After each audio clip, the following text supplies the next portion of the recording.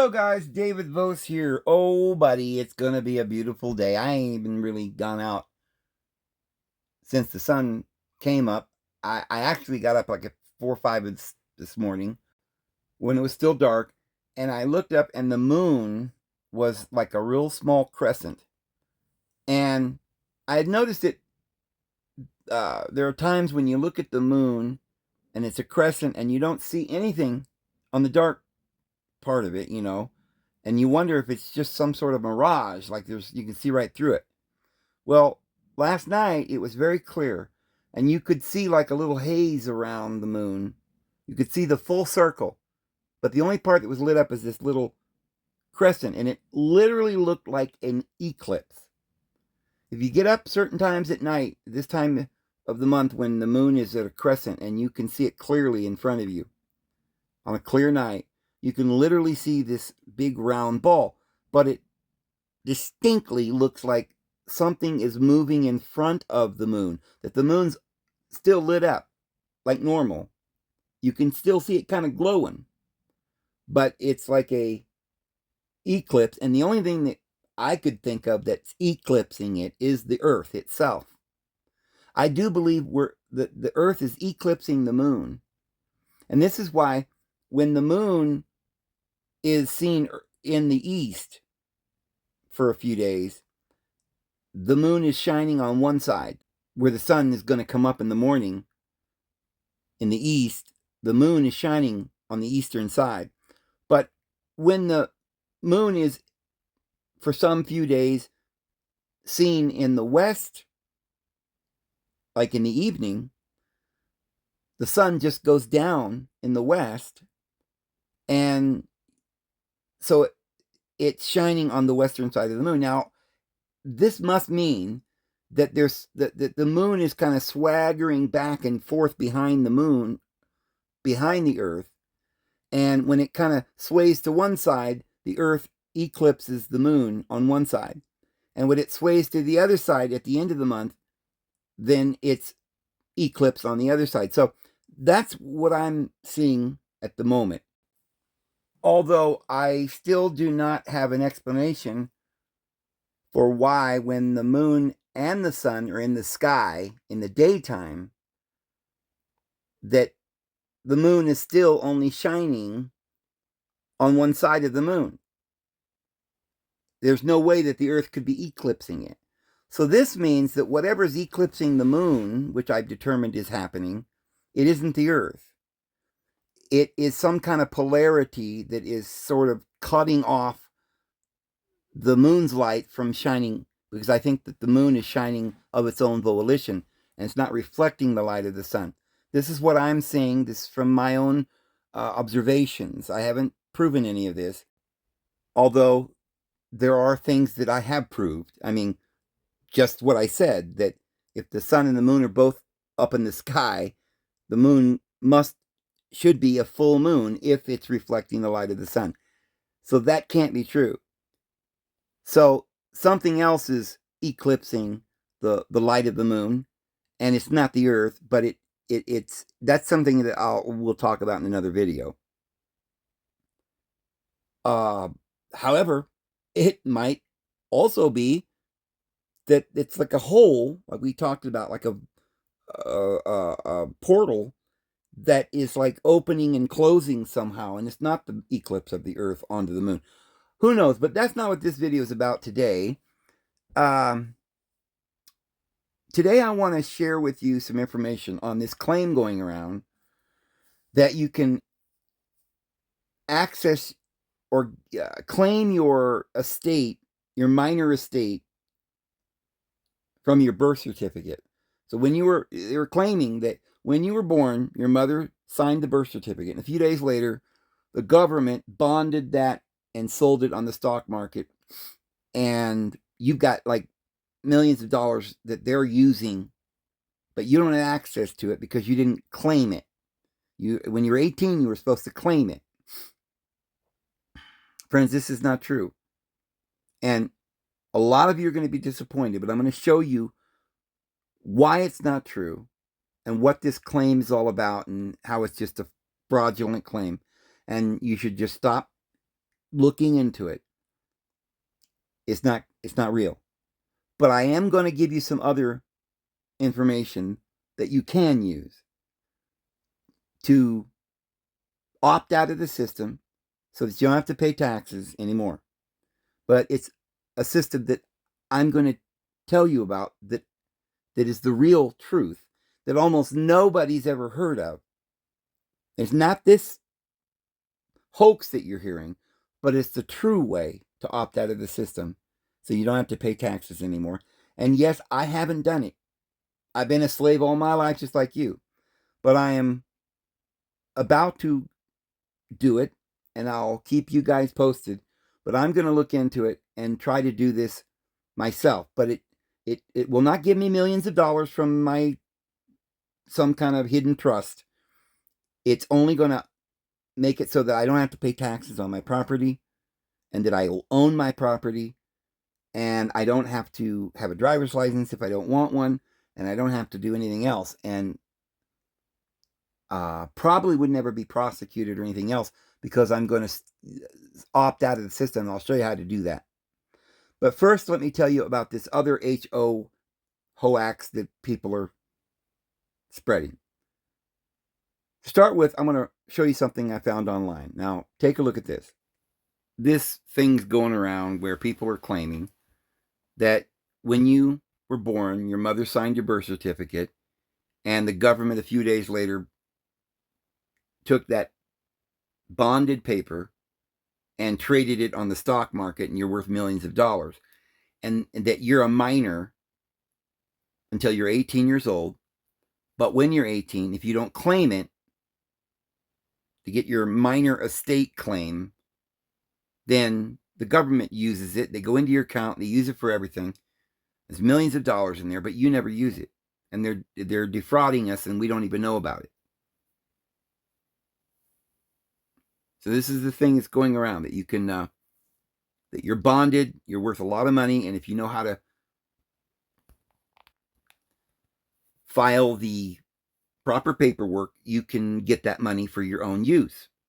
Well, friends, it's not true, and it's an outright lie, and we need to stop this in its tracks here today, because a lot of people are being deceived by this and going through hours of indoctrination in something that's not true, and it never works. They never are able to do it. Now, let me just start off by reading you something here, and then we're going to get into some more particulars, some more details. But just something I saw online. It says, the state has guardianship and has since birth. It's stamped on my birth certificate. How do I claim my minor estate? So I am an attorney ready to answer your questions with top quality service. Just a few quick things before we get started. I'm sorry to hear you are having these problems with your legal issue.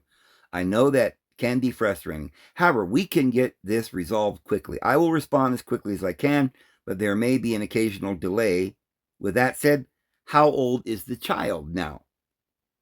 See, the lawyer doesn't understand when they're talking about getting claim of their minor estate. They think they're talking about some child's minor estate. So this lawyer already has no idea what this person's talking about. And the customer says, I'm 41. I'm considered a minor by law because I haven't claimed my minor estate. The lawyer says, thanks. Did a lawyer tell you that? You're still a minor although you're 41?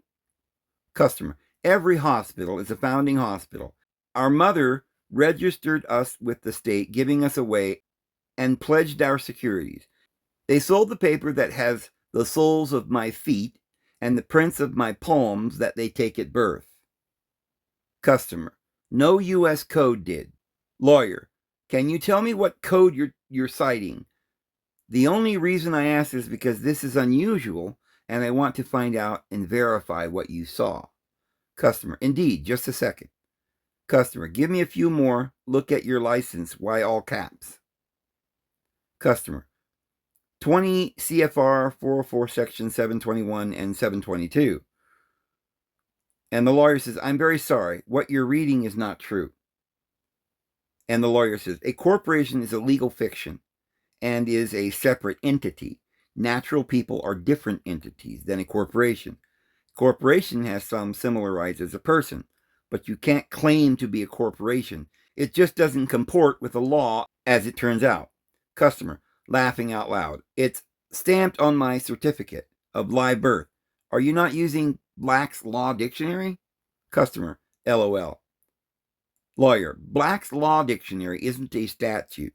It's just a general guidance for some lawyers. But legally speaking, you aren't a corporation. Also, an estate is generally the property that a person owns, but it doesn't make you a corporation. Customer, why is all our mail in all caps? All debt, public and private, belong to the government for taking our gold in 1933. Customer, why is on bond paper from the Securities and Exchange Commission? He says band paper. He misspells it. And the customer says, it's a non-negotiable instrument used as charged back every time you step into a courtroom. You're in maritime law. They're getting in your trust. I just need to know how to get into my trust and balance my account, zero it out. Customer, the Bar Association knows this. Lawyer, sure. The mail is in all caps, usually because it's done by a computer. I'm not sure what you mean by banned paper from the SEC. Now, I'm not sure that the guy's right about the all caps being that way because it's a computer. I think there is something a little more nefarious going on, something illegal about the legality of all things. And there is a reason that they put things in caps, because it does make us a bond to their system. You can opt out by just not signing the birth certificate.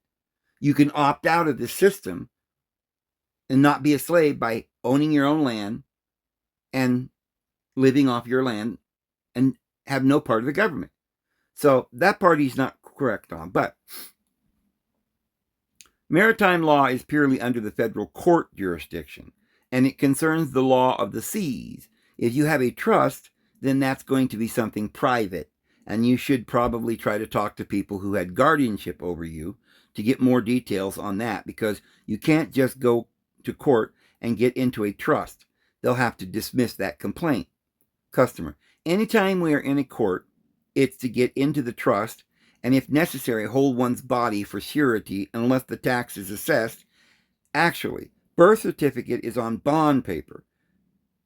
Cestui Que v. Trust Act of 1666 came into play when Roosevelt took all the gold. Public charitable trust. The lawyer says, understood. Sadly, there just isn't anything you can do about this, my friend. And la-di-da-di-da. So the lawyer says, no, this isn't even real. Well, is he right? Well, let me show you this. All right, so this is what I found. Treasury Direct. Laws, regulations, and guidance.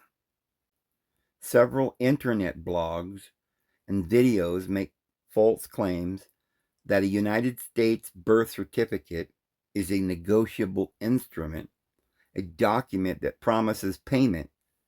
It can be used to make purchases that will be charged to an exemption account, perhaps identified by your Social Security number or EIN, or request savings bonds held by the government in your name and owed to you. The truth is, birth certificates cannot be used for purchases, nor can they be used to request saving bonds purportedly held by the government. Also, the exemption account is a false term. These accounts are fictitious, do not exist in the Treasury system. The story. This story is a variation of the older bogus site draft bills or exchange drawn on the Treasury scam. The common tale offered in this scam states, when the United States went off the gold standard in 1933, the federal government somehow went bankrupt. With the help of the Federal Reserve Bank, the government became a corporation, sometimes called government franchise, and converted the bodies of its citizens in capital value, supposedly by trading the birth certificates of U.S. citizens on the open market and making each citizen a corporate asset, sometimes referred to as a straw man, whose value is controlled by the government. Scams vary in methods for citizens to gain control of their alleged assets, such as filing a UCC-1 financial statement, activating a Treasury Direct account, TDA, or creating bonds by using the savings bond calculator. These blogs and videos promise that your birth certificate bond will be able to wipe out all your debt or help you collect money, securities. Some interest sites even offer to sell videos, webinars, and coaching on how to do this. No one has profited from the Treasury Department by using these tactics. But the scammers intend to profit from this story by selling their bogus wares. I just saw a guy on TikTok claiming that he did all of this, and now he walks into a court and tells them what to do. He tells the judge what to do. And no one can get any money from him. He can no longer be prosecuted. He can't go to jail. And this is just a scam. He's got this little classroom and he's teaching people how to do this, but he never teaches you how. What they tell you back up here is that you need to file this UCC-1 financial statement. And then I saw somebody else said he did that, and then he realized that didn't do anything. All it did was let everybody know, the government, I guess, your intention. And from now on, nobody can prosecute. Well, nobody can prove that. I mean, he can say that nobody can prosecute him. But, well, actually, he didn't say that. He said that was just the initial filing, and then he had to do something else, and he hadn't done it yet. I don't know. It's always this long process that never is explained to you unless you sign up for their course or something. And when they give you the course, you can find them online. They never tell you how. They just tell you these theoretical things. There's never really anyone that's ever done it. I've even seen courtrooms where somebody walks in and says, I'm not a straw man. I represent myself, a living being, and this court is adjourned because I'm the boss. And the judge is like, what are you talking about? And then they keep going, and then I think I saw in one video where they said, all right, case is closed or something. He slammed down the gavel and he went free. Well, I doubt it. I really doubt that is a real thing. It could be that the judge did that in that case because he didn't know what was going on.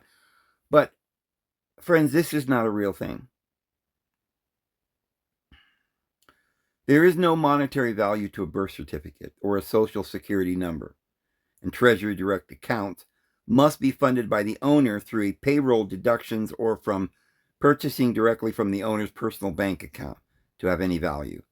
The savings bond calculator, and people are doing this, they go to the savings bond calculator and they claim that you're worth like $1 million or something.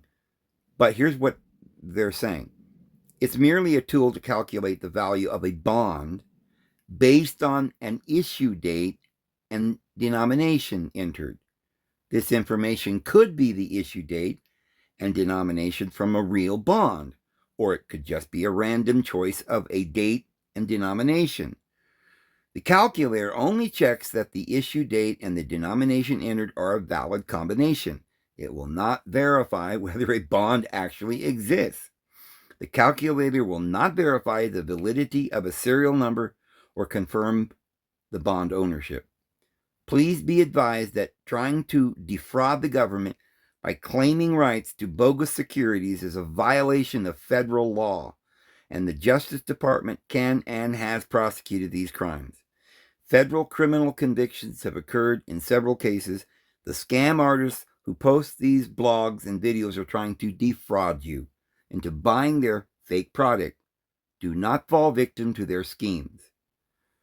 So, you've probably heard of this guy that's the Postmaster General or whatever, and he's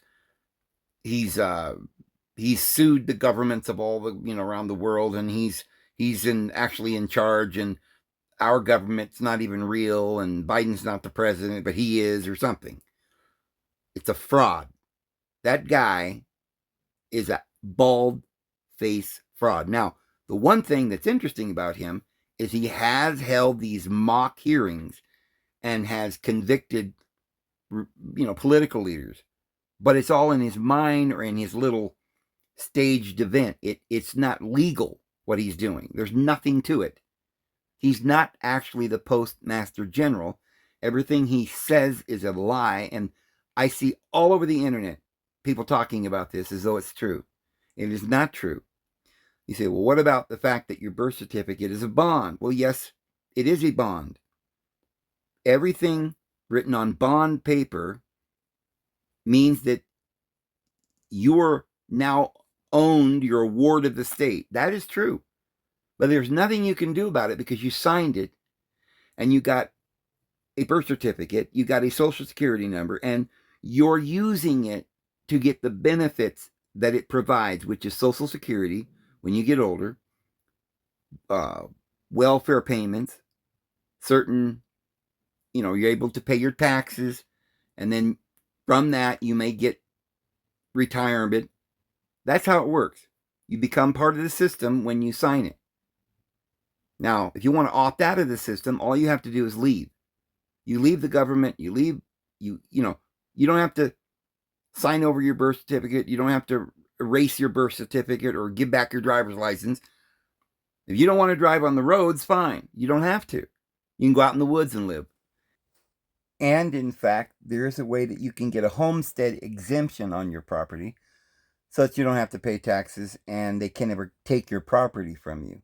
Even your spouse, surviving spouse, they can't take the property from her, even if you owe creditors. That is a legitimate thing, which I am looking into. There are certain deeds. You can get a quitclaim deed. A quitclaim deed isn't even really a deed. In other words, you're saying, I quit the claim. I don't have any claim to my property. So you get a quitclaim deed on your property and you can live there, but you're renting it from the government. It's just, you've quit all claim. Now, if you want an actual claim, one way is to get a homestead exemption.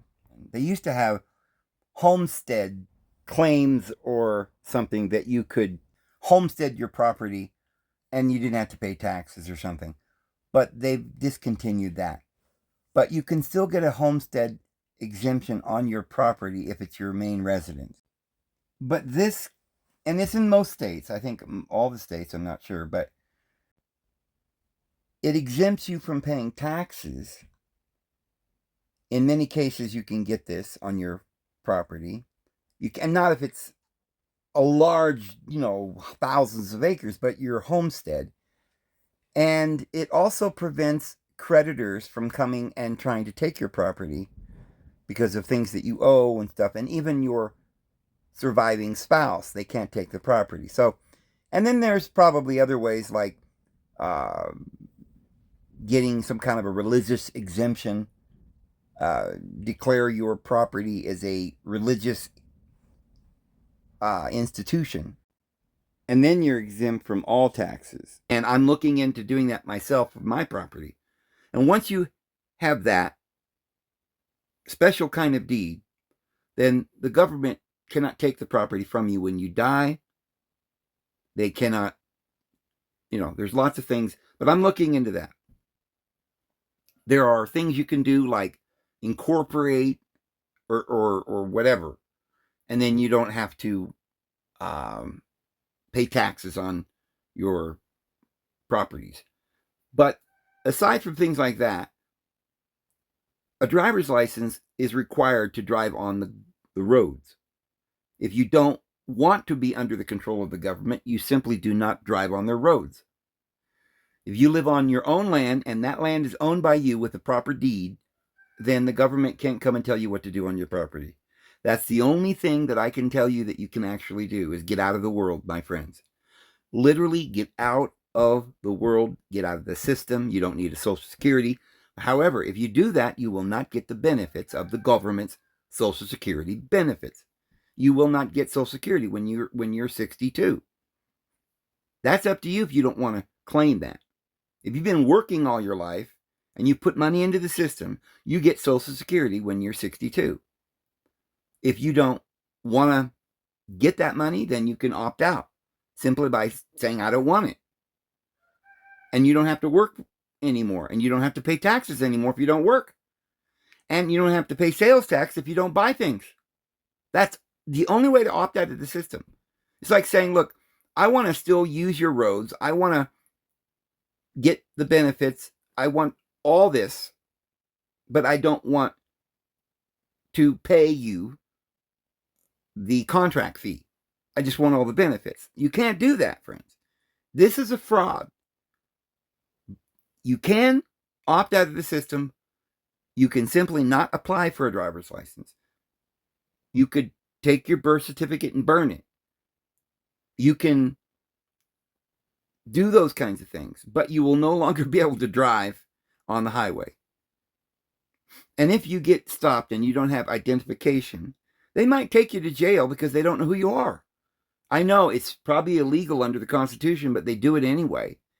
And you can get lost in the system. And if you don't have friends, that's why people are Jehovah's Witnesses, Mormons, Adventists, Masons.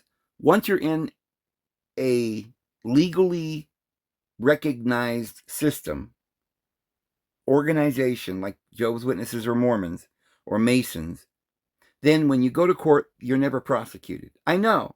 You think I'm fibbing. They don't prosecute Jehovah's Witnesses, Mormons, and Masons.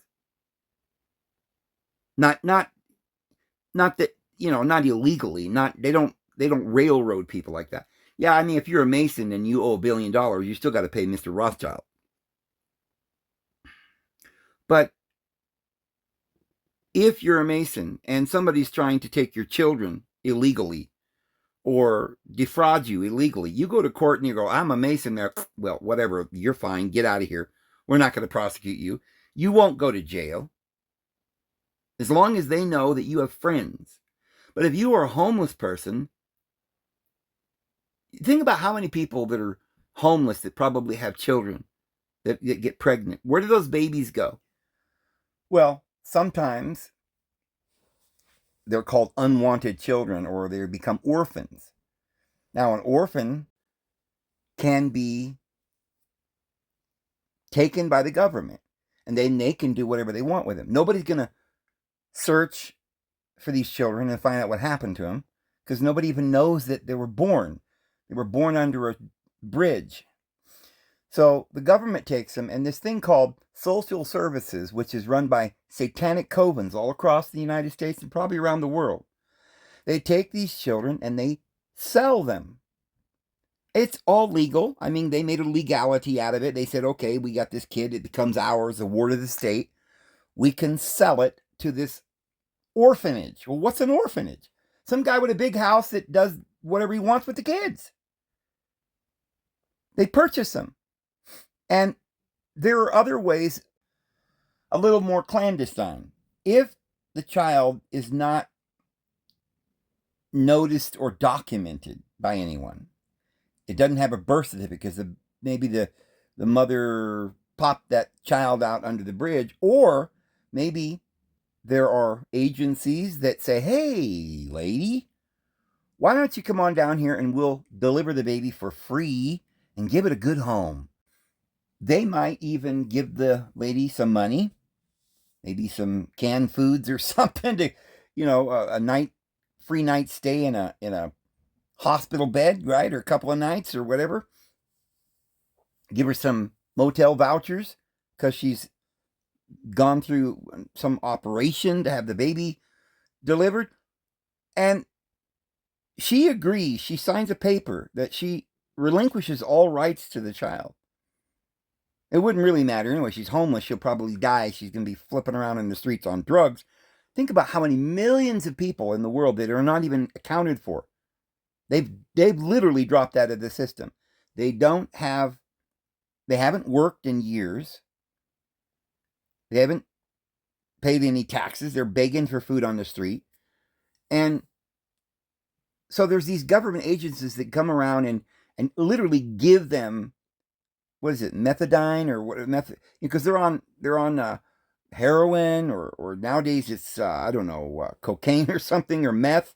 Yeah, methamphetamines and other crazy things that they can make with household Drano cleaners at the store or whatever they know how to make.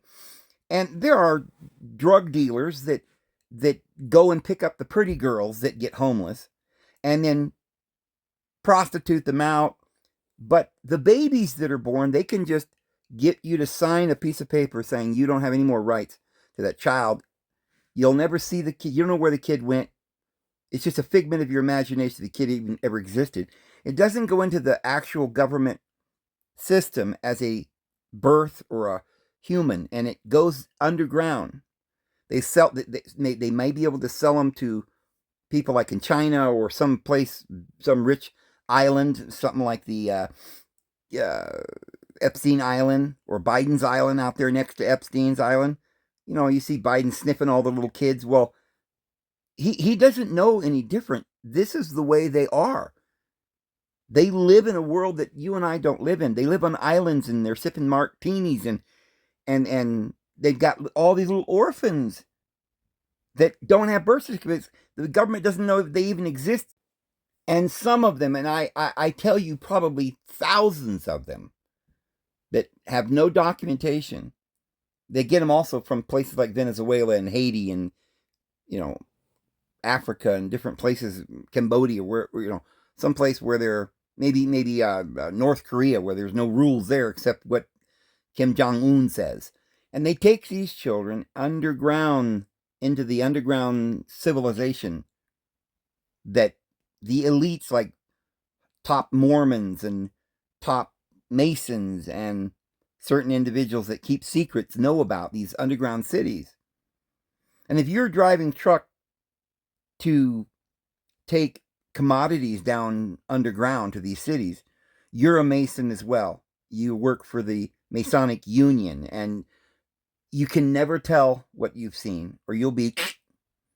So, yeah, just as a side note, friends, there certainly are a lot of undocumented people that are not involved in the system. And the thousands and thousands and thousands of homeless people in California, they're popping out babies. A lot of these girls are raped. What do they do with the babies that they have that came from rapes and stuff? Well, yeah, you hear about citizens that got raped and they go through this whole procedure. Somebody will find out. It's all documented. But the homeless are not, and they can just take those children. Anyway, this is what the government is. It's a fraudulent.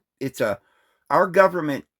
The whole system is illegal under the Constitution, but they're doing it. It's legal under their system, and you're under their system. Her Majesty's system. You go to Her Majesty's court. The guy's got a robe on. He slams down his gavel. He's the inquisitor. And he has the authority in this world. And the God of this world is Satan. If you don't want to be a part of it, you've got to get out of Babylon. You get out of Babylon, you will not share in her sins. You will not share also in her plagues. Because the judgment is coming. And only those who are in the system. Now, it doesn't mean that Jesus is going to not love you and he's not going to save you if you have a birth certificate. That's not what it means. First of all, you did that under duress. The Lord knows that. And so in reality, the Lord has, that all covered for you. And if you paid in money all your life in taxes, you are due, you have the right to receive that in Social Security and benefits, unemployment benefits and other things. That's fine. You made a contract with the government. Pay Caesar's things to Caesar and the Lord's things to the Lord. Well, even Jesus recognized that Christians are going to be in the world, but no part of it. So we're in the world. We may have to pay taxes as long as we want to use their roads. If we want to send our children to school, and, I would tell you not to send your kids to school. I would say probably don't get on the roads and don't go and get a job and don't buy and sell. I would say get you some land, get the proper deed, own it yourself, not a quick claim deed, and grow your own vegetables. I would say get a horse if you want to go anywhere. And stay away from the government as far as you can. That's the truth. And that's the truth. Remember old laughing? That's just the truth, friends. And for those that know people that are pushing this fraud or caught up in this scam, let them know. Share this video and let them know. But like I said, the best way to not have to pay taxes, to not be under the government's thumb, not be subject to their laws, is literally to stay out of their world. Now, it's a little difficult if you're wanting to live like the nations and the peoples of the world. If you want to live in Babylon, they pave their roads there. They got lanterns on every corner. They've got soldiers. They got wars to conquer. And they may have libraries. There may be some perks and baths, bathhouses. There may be libraries and schools for your enjoyment. But you will be taxed. If you live in Babylon, you will be taxed. If you do not want to be taxed, you should not live in Babylon. Now, if you live in the United States, or England, or Australia, or Africa, or China, they probably have some kind of taxation or some kind of law. I don't know too much about communist Russia, but as far as most of the Western nations, I do know that you can buy land. Now, if you're not going to have a job and you don't have Social Security or you don't have any kind of income, if you own the land, you don't really need income. You can farm it, you grow all your own. You don't really have to go anywhere. You don't need a car. You don't literally need to go on their roads. You don't need to go to their library. It depends on how far you want to get out of the world. Myself, I do have a phone. And, the property's paid for. I'm considering incorporating or making it a church or something, a refuge. But I'm not sure I want to go that route because, first of all, it costs I think $500 or $600 to apply for I think it's a nonprofit. And then you're probably going to be censored in some ways. Maybe that may curtail you in some other way. I mean, you got to make bylaws and, same thing with a church. You've got to have all these rules that you follow. You got to say this is the board of members that makes the decisions. I heard about somebody who started a church, like a retreat, almost like a commune or something. And they lived there for a time. People started coming out. And pretty soon there was others on the board because you relinquish your ownership of the land or the property. And now it's the property of the church. And so the board members can vote you out. So I don't know, not that I'm really worried about that, but in a sense, because if I were to have, I want to make a refuge out here anyway. But what I want to do is have a community where I own my own home and my own place. I mean, like I said, I've always said, I like all things common. The Bible teaches that, but it doesn't say that we have everybody in one house or everybody sleeps in one bed or we share each other's wives and that kind of thing. In the early church, if you'll notice, it talks about they ate their bread from house to house. So each of the members of their union had their own home. They didn't live in each other's homes, but they were hospitable. The Apostle Paul talks about being hospitable because you never know when you're entertaining angels. So having all things common means you still have your own home. And perhaps that would indeed mean you might have a yard or your own property. Could be 5 acres, could be 100 acres. I don't know. But next to you, you have a community. Well, we still call them communities or villages or towns. And that's basically what it'd be. Instead of being a town or a village that is incorporated by the United States and gets their authority from the United States, which is one reason why I'm hesitant to declare myself a church or a nonprofit, because again, I'm incorporating with the government and going under their rules, and I don't want to be in anybody's rules.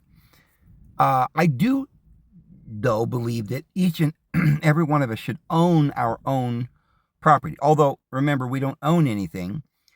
We own it without possessing it. We are in the world, but we're not part of it. If there wasn't a government and we didn't have to purchase land, we'd just homestead it. So that's what I want to do. I want a homestead exemption. I'll look into that. It would mean then that you don't pay taxes on your property. Or if you had a lot of property, you might just pay less taxes. But I would want to just stay out here and live out here and not go to town and buy and sell. Now, during tribulation, we're not going to have any problems with that because we probably won't be able to buy and sell. Because you won't be allowed to buy and sell unless you have the mark of the beast. And I'm not going to get that. I hope you're not. Because, there's coming a fiery lake to burn up the earth, the lake of fire. Just like the flood was a lake of water. It destroyed the world that then was. The world's going to be burnt up again. And anyone who's in Christ, there's no condemnation, and we're not appointed unto this wrath or the judgment that is coming. But up until now, in my life, I've drove my vehicle. I've had to get insurance on the vehicle. I had to purchase the gas. I pay sales tax. I went to the grocery market and stuff. But as I said yesterday, we're now to the point where even if the Great Tribulation doesn't occur, we're already in a tribulation. And it's to the point now where anyone who is going to be alive much longer and in peace has got to leave the government, has got to leave the world. And it would certainly be easier to do it in conjunction with other people, helping one another. But you've got to get out of the world because the food that's at the grocery market is all poison. You say, well, I'll make my own bread. Like we said yesterday, the bread, the flour, sits on your shelf for months and doesn't spoil because there's formaldehyde in it in many cases. Or if nothing else, what they admit to doing is putting peroxide and bleach, which is heavy amounts. I mean, think about the flour is all white. Well, they use chemicals to process it and make it white. Bleach and peroxide. Sugar's the same thing. So you'd want not to eat any white sugar. You'd want to eat brown or even better molasses or something like that.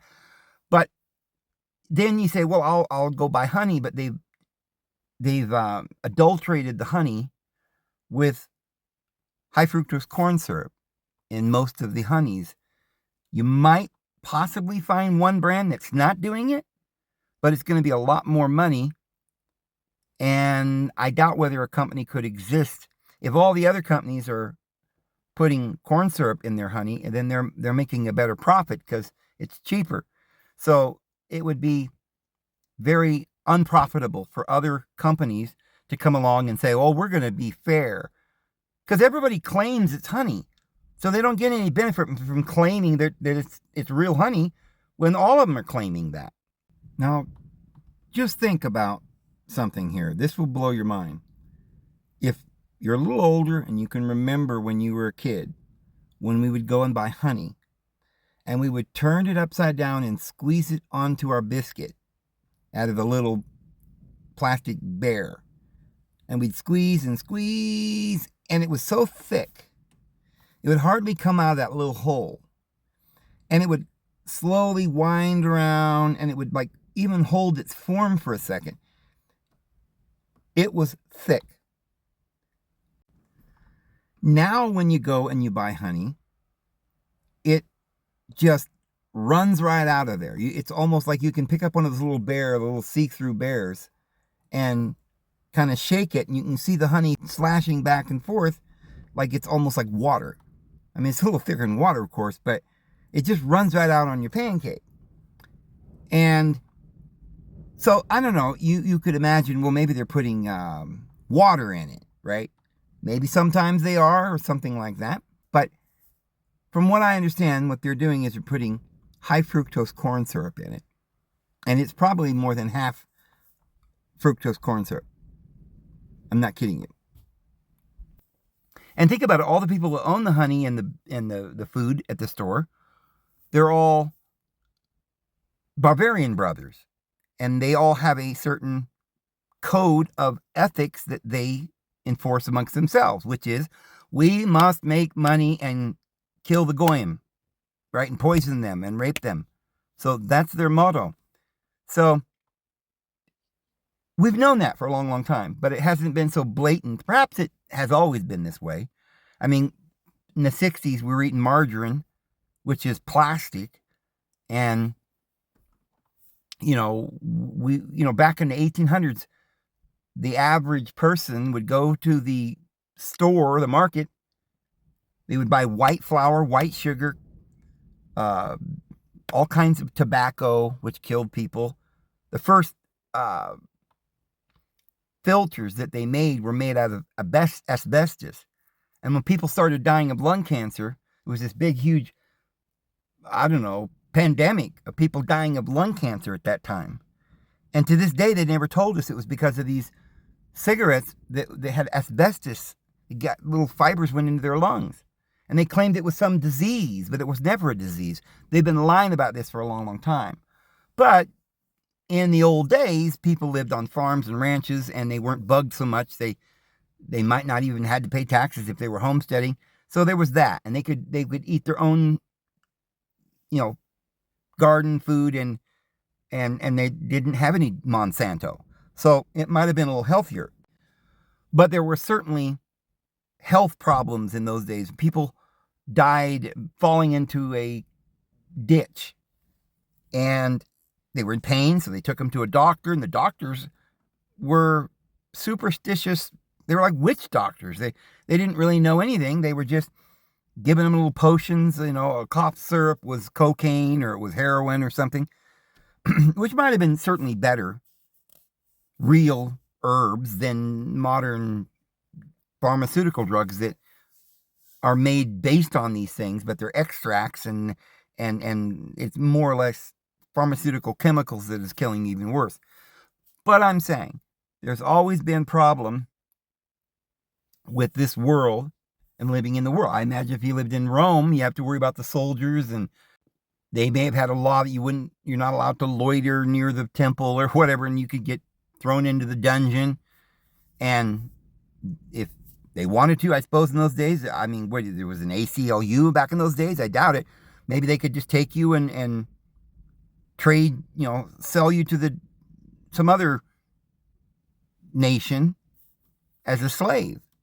And people, they did take other countries' people for slaves. So there was lots of injustices. The world was always out there. The only reason, though, that people had those problems in those days and in our days is because in those days they wanted to go into the city-state, under the walls or behind the walls for protection. So they were getting protection from the government and paying their taxes. They got the libraries and paid their taxes. They got to make money, maybe as a tent maker or a carpenter, and they made money, and this was a benefit to them. And they could take this money and live a better life, they might have thought, just like we think. The truth is, then and now would have been better if they'd have went out in the woods and made their own little community and lived in a small cabin somewhere. I mean, I imagine there was thousands of acres, millions and millions and millions of acres where people didn't live. And there were very few people. Maybe if you were living in an area where there were natives or tribes, sparse, you'd have to experience raiders coming in, taking all your food. So there's always been a danger, and this is why people chose to live in city-states and formed governments and militias to protect themselves. I don't know if it would have been necessary, because if I had lived in those days, I would have taken my family somewhere in the middle of nowhere and made my own little life and been kind and to the people coming through and fed them, and if from time to time somebody evil came through and did some terrible things, you'd suffer those consequences, except for the fact that I believe if you prayed to the Lord and asked for his blessing upon your life, I don't think those things would have happened to you. I really do believe that. I think you could have lived free from the government all that time. And today, I think it's still possible. It sounds difficult. It feels difficult, because people can't live alone. They don't like to live without society. They couldn't imagine living without a phone. They couldn't imagine living without going to the grocery market, the convenience, the porcelain potty. They can't imagine having to have an outhouse or anything like that. I have an actual indoor toilet and a sewer that I made, but I don't need city water or anything else. I just have a water catching system. It can be done. So I think that we should live in an area where each of the people that move out into the area can purchase their own acreage in the same area, and then we become a community. And I think that we should have one area that is already purchased for people who don't have anywhere. They don't have any land, or they're poor. I mean, in ancient times, they did that. They had communities for the orphans, for the widows, and stuff like this. And so, for someone who doesn't have the money to buy land out here, when this tribulation comes, we're going to need a place of refuge. And that's what I'm doing here. For those who have the money, I ask that you come and buy land.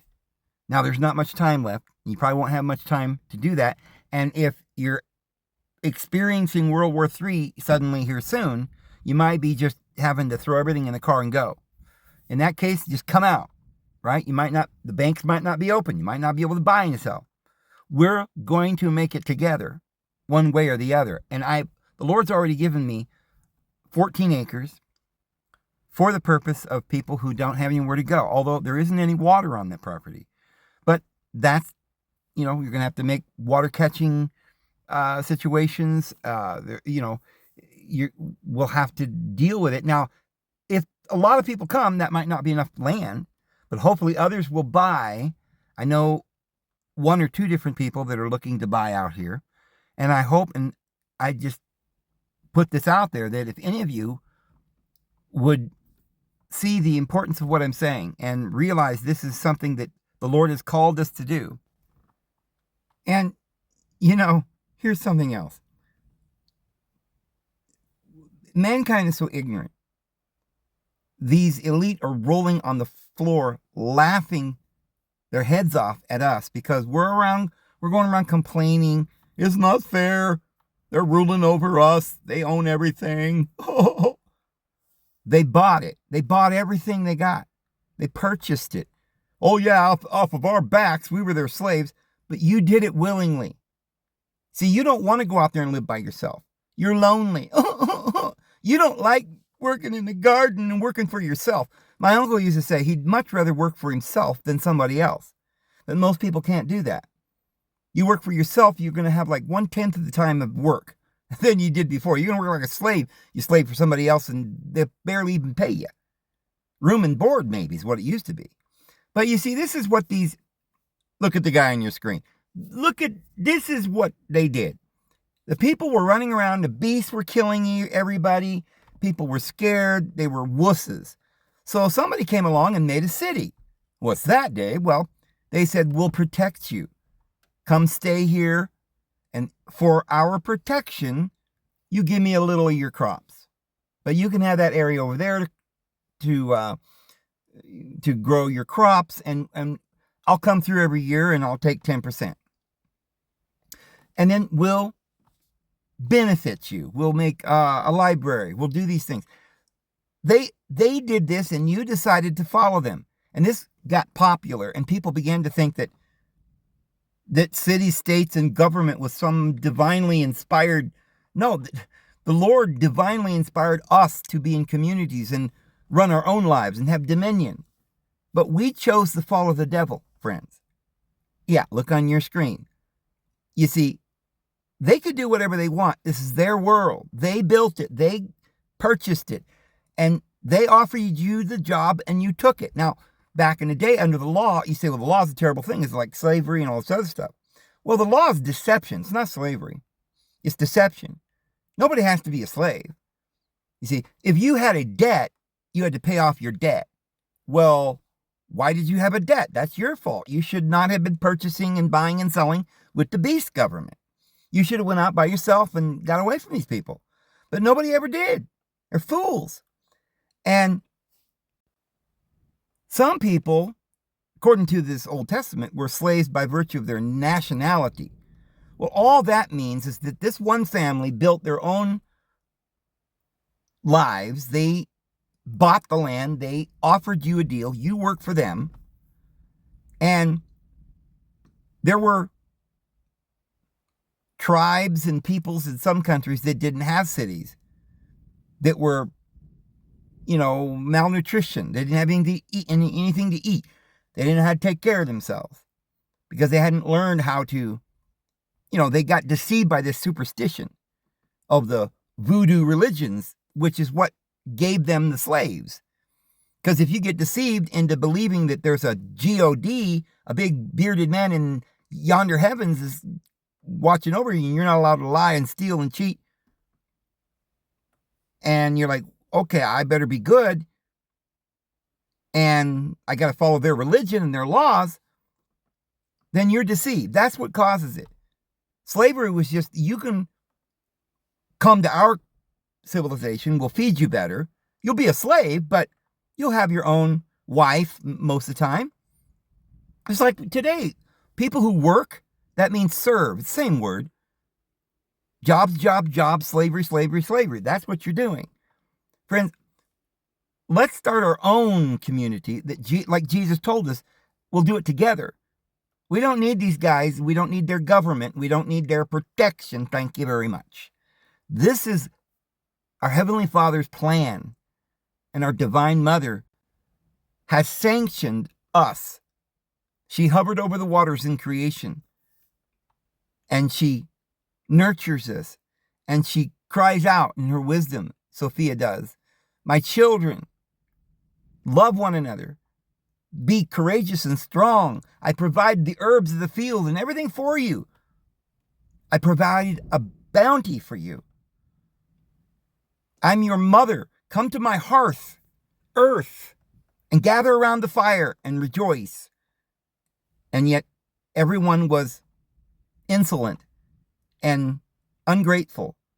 And then they became little cowards and full of vengeance, desiring government. And they desired it and they chose it. And there was certainly there the guy with the money bag. And so Judas sold us out because all he was worried about was the money. And he didn't understand this system where everybody would love one another and forgive one another.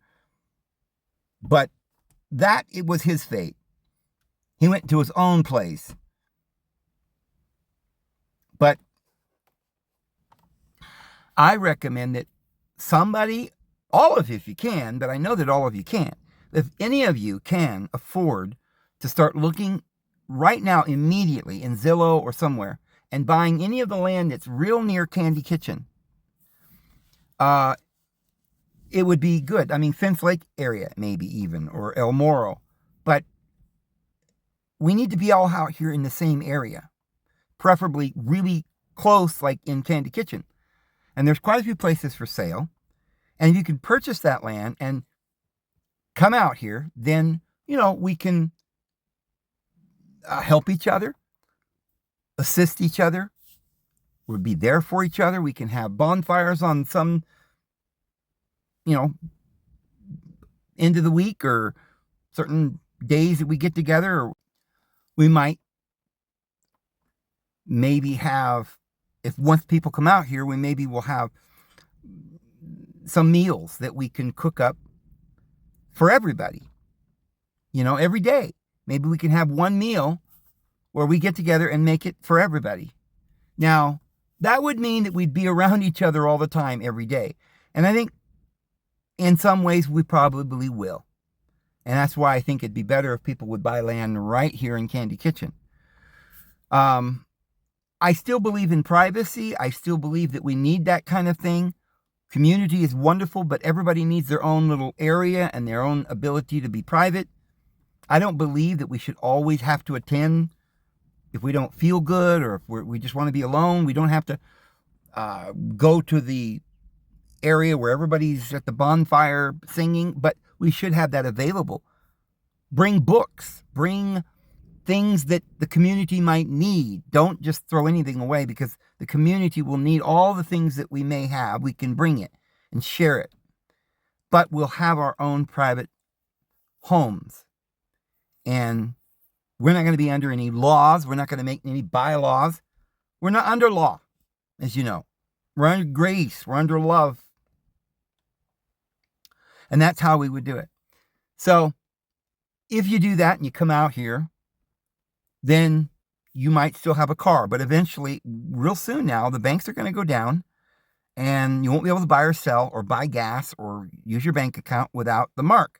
So we won't have that. We won't have to worry about that. We'll just have to stay out here. Maybe some of you got some horses. Bring them out. But